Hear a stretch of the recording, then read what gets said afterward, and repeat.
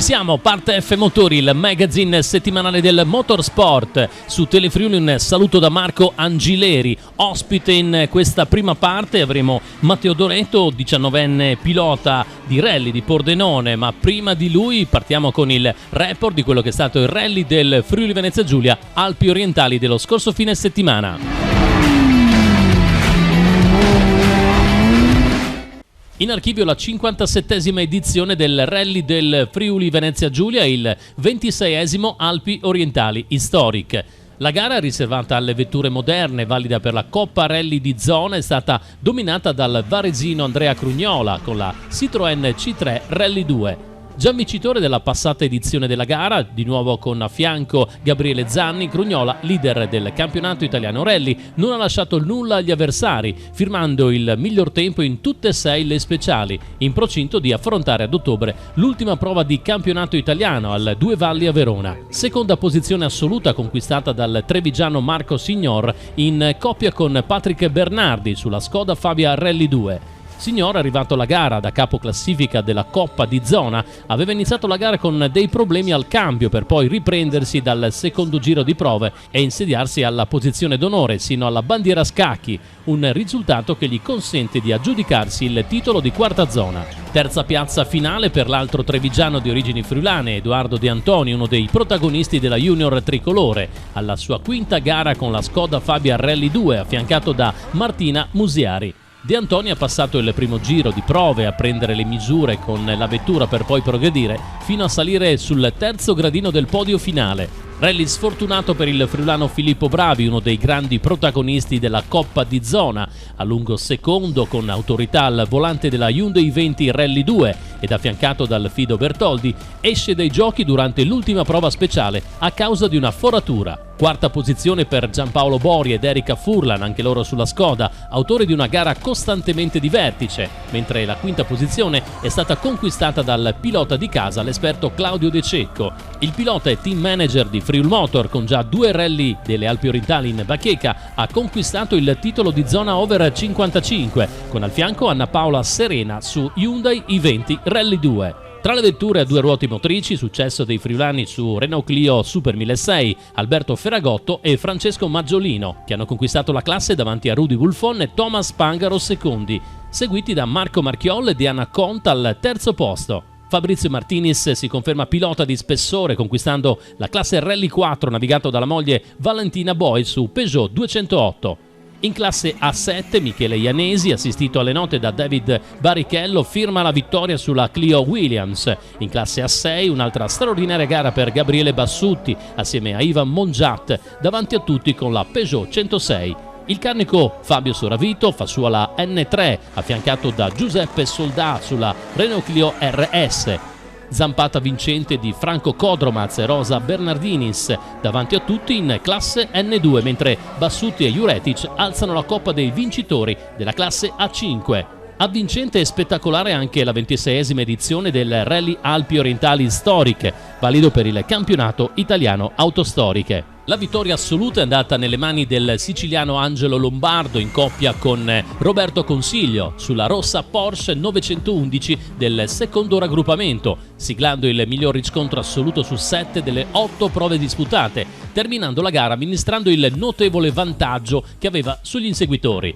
Secondo gradino del podio per il valtellinese Lucio Dazzan, che al rientro dopo un anno di assenza, affiancato dal friulano Paolo Lizzi su una Porsche 911 del secondo raggruppamento. Terzo posto dell'assoluta per la coppia Farris-Frau su Porsche 911.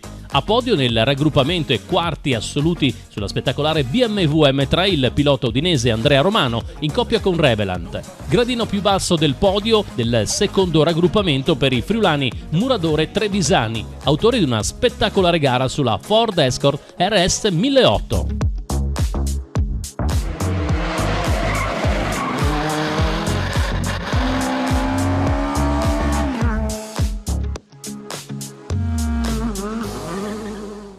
Buonasera Matteo Duretto, pilota di rally, giovanissimo, appena rientrato dal rally del Friuli Alpi Orientali. Allora partiamo, Matteo, dal tuo ultimo rally, senza dimenticare che la tua stagione è bella densa di impegni. Sei partito quest'anno affrontando il rally Piancavallo, rally Valli della Carnia, poi rally di Scorzè, per terminare appunto in questo caso con il rally del Friuli Alpi Orientali. Andiamo un po' a raccontare perché non è andato proprio come ti aspettavi, purtroppo la sfortuna ci ha visto bene.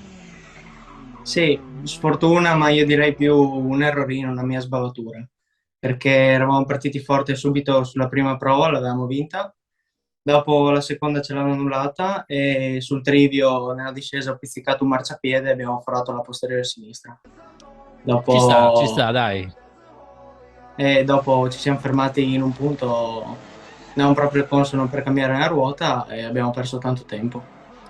Però tu sicuramente avrai dei riscontri cronometrici nelle prove dove tutto, tra virgolette, andava bene, e soprattutto quelle dopo, una volta sostituito lo pneumatico così bucato, soddisfatto comunque dei tempi che arrivavano. Sì, abbastanza. Potevamo fare di più forse sull'ultimo trivio, ma penso di essere partito un po' cauto, visto quello che era successo la mattina. Invece la partenza, il tuo esordio con una vettura nuovissima, una Clio Rally 5 che ti ha potuto portare all'esordio nel Rally Piancavallo, un rally che ha un blasone importante a maggio di quest'anno. Quali sono state le emozioni nei primi metri di gara? Tante, però io sono una persona abbastanza fredda, quindi non ho sentito granché in particolare, Beh, diciamo. questo è positivo per un pilota, avere la concentrazione, essere freddo, come ti definivi te un attimo fa, vuol dire avere anche tutto sotto controllo, e questo è molto positivo. Sì, sì, alla fine comunque la prima gara dovevamo solo arrivare, fare esperienza e sono usciti anche dei bei tempi, tutto sommato eravamo abbastanza contenti. Senti, tu tra l'altro sei seguito anche da fior fior di piloti che ti stanno così dando una mano per farti crescere, piloti che hanno una grande esperienza, che hanno ottenuto anche grandi risultati. Mi sembra che però tuo papà, Michele Duretto, che è un pilota che certamente non scopriamo quest'oggi, sia un po' tirato da parte, o sbaglio? Sì, lui segue l'aspetto della macchina, diciamo. Per quanto riguarda comunque la guida, le note e tutto, mi stanno seguendo molto Enrico Zille e Fabrizio Martinis.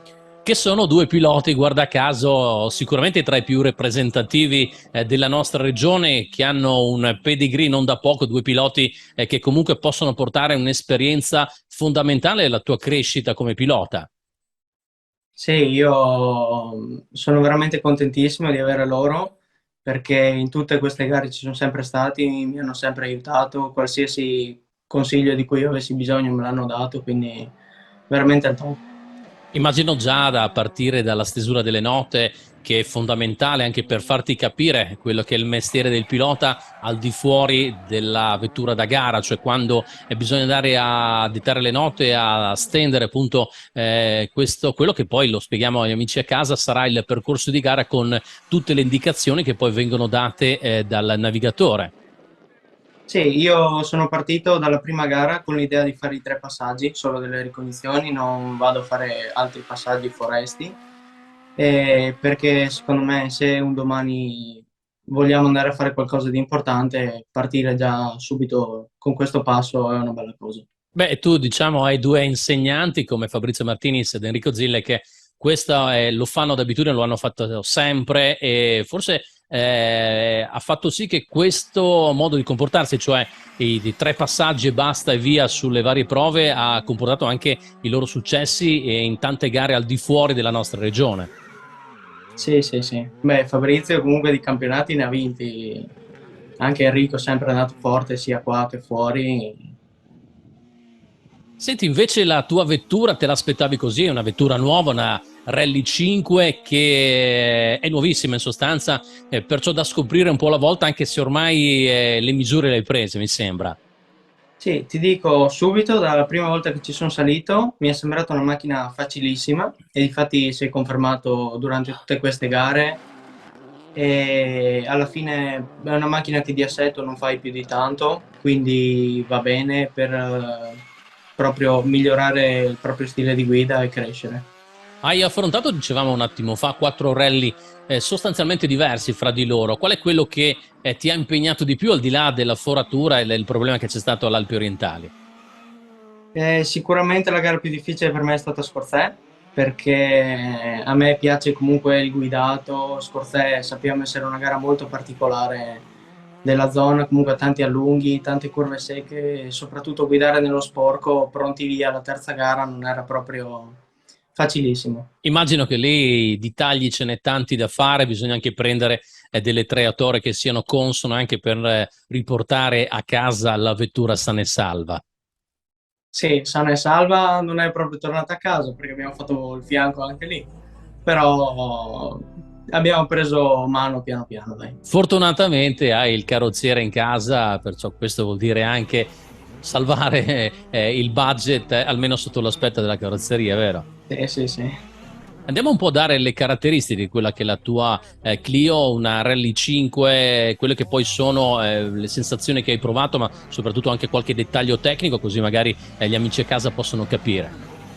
È una Clio 1300 turbo, 4 cilindri, e con un cambio sequenziale SADEV, freno a mano idraulico, e assetto fisso, non si possono cambiare molle né niente, si può lavorare solo in altezza e basta.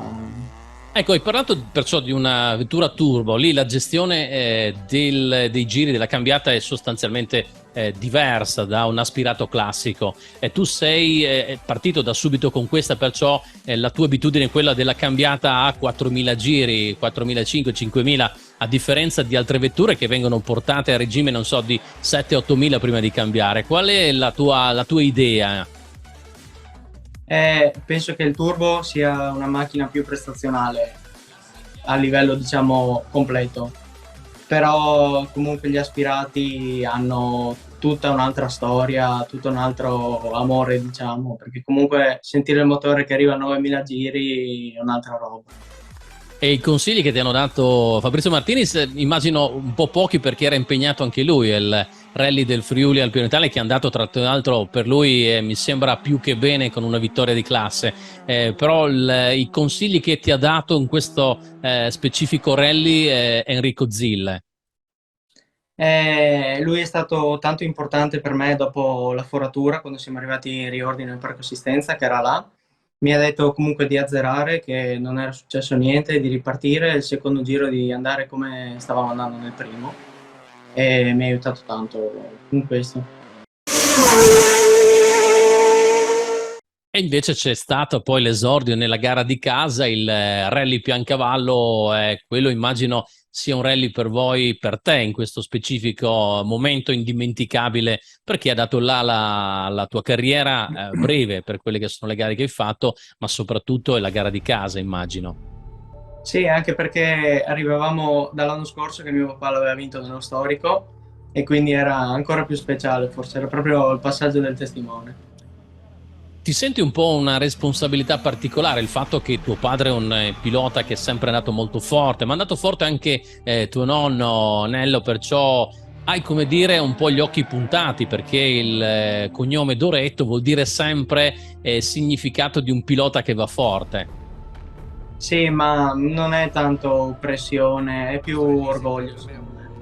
Cioè, a parte che l'orgoglio di là di tutto, lo diciamo agli amici a casa, hai dimostrato sempre di andare forte perché hai messo dietro anche dei piloti blasonati nella tua classe, perciò da subito hai dimostrato il talento. Adesso il talento deve essere accompagnato anche dall'esperienza, che è fondamentale.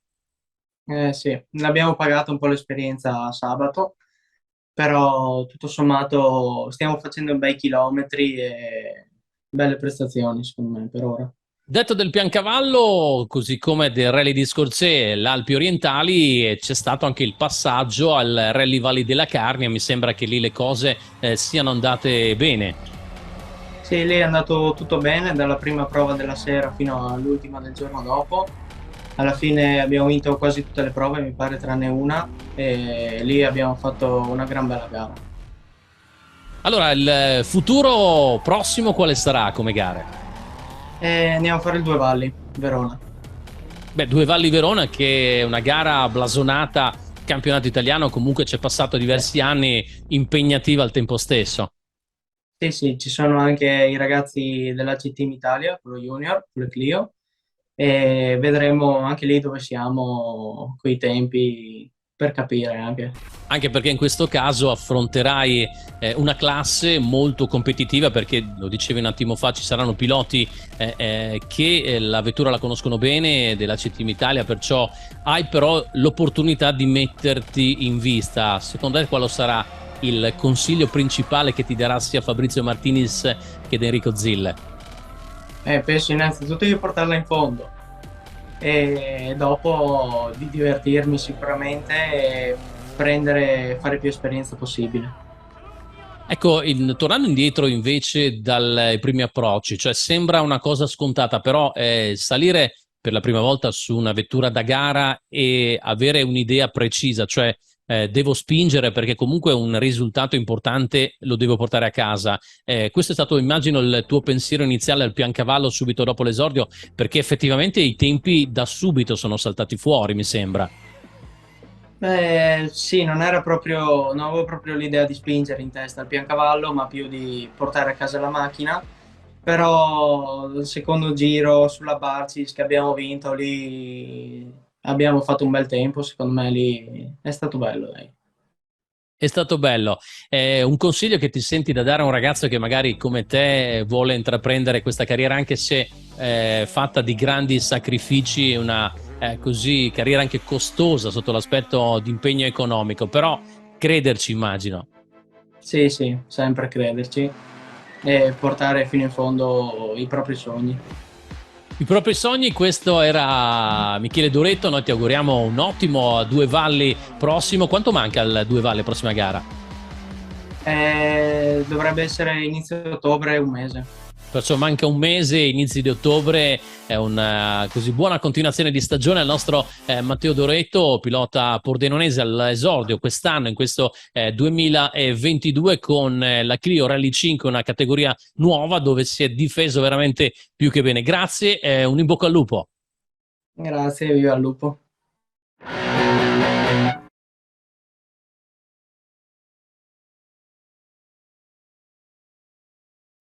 Negli anni '80 c'era la moda della Parigi-Dakar, è venuta fuori questa specialità famosa in tutto il mondo, con questi percorsi lunghissimi, e a me è venuta un'idea. Allora, perché non facciamo una gara di durata che duri, ma non avevamo i spazi sufficienti. L'idea me l'hanno data clienti di Lignano che venivano periodicamente a correre anche con me, mi ha detto: Flavio, perché non vieni una volta a fare i nostri percorsi che noi corriamo sugli argini, in spiaggia, facciamo dei percorsi tutti rettilini? Bello, ho detto, sono andato una volta con loro e mi ha affascinato questo percorso con rettilini interminabili, con questi curvoni incredibili, e poi la spiaggia, la sabbia che noi non avevamo mai fatto. Parlando col Gemmo ho detto: Giuliano, sai che c'è? Sì, ma è una formula che usano ancora, addirittura corrono di notte, perché non la facciamo a mezzanotte? Bellissima idea. Ed è nata la 12 ore di enduro. La 12 ore di Lignano, che poi ha avuto un successone, è stata inventata da me e qualche altro collaboratore, e vi posso garantire che nell'arco di qualche anno è diventata internazionale e ha chiamato i più grandi nomi del motociclismo internazionale, campioni mondiali di tutte le specialità, e hanno partecipato a Lignano. Una bella soddisfazione perché l'ho portato avanti per 3-4 anni e vi posso garantire che il pathos, la tensione,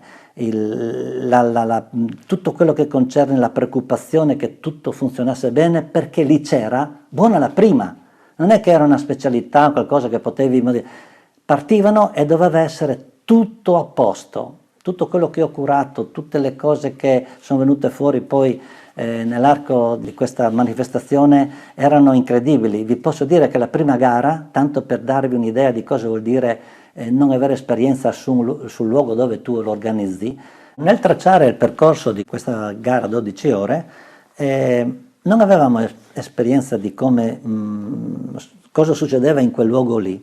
Perciò quando ho tracciato la prova speciale che partiva da Terrazzo Mare alla foce del tagliamento, un lungo rettilineo, ogni tanto per dei passaggi si metteva delle frecce rifrangenti o comunque addirittura delle piccole boccette accese, no?